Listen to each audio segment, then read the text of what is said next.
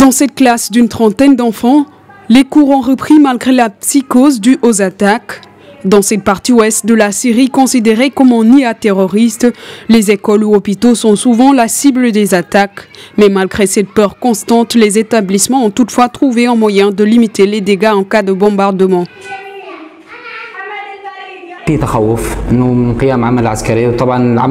Il y a une peur constante d'une action militaire. Ces attaques, comme vous le savez, ont souvent pour cible les écoles. Et la plupart des victimes sont les écoliers.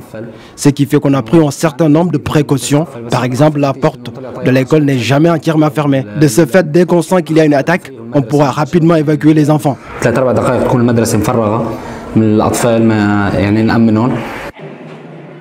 La population de l'enclave est prise en étau entre la crainte de l'assaut du régime et une opposition dominée par un groupe armé.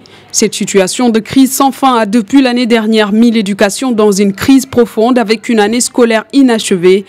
Aujourd'hui, ce sont les enfants qui en payent les conséquences avec une baisse considérable du niveau des élèves.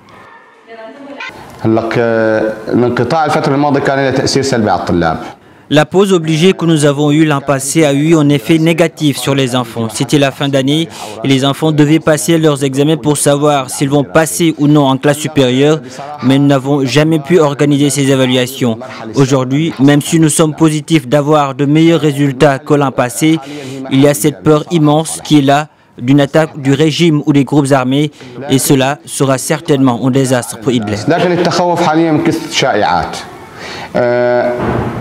هجوم النظام أو روسيا عن إدلب يكون كارثي. La province d'Idlib, située dans le nord-ouest syrien, et les territoires rebelles adjacents ont été ces derniers jours la cible des bombardements à l'artillerie du régime et des frappes aériennes de Moscou. Plus de 30 000 personnes ont été déplacées en 10 jours par ces bombardements selon l'ONU qui craint la pire catastrophe humanitaire. Ces frappes sporadiques ont fait plusieurs morts parmi les civils selon l'Observatoire syrien des droits de l'homme.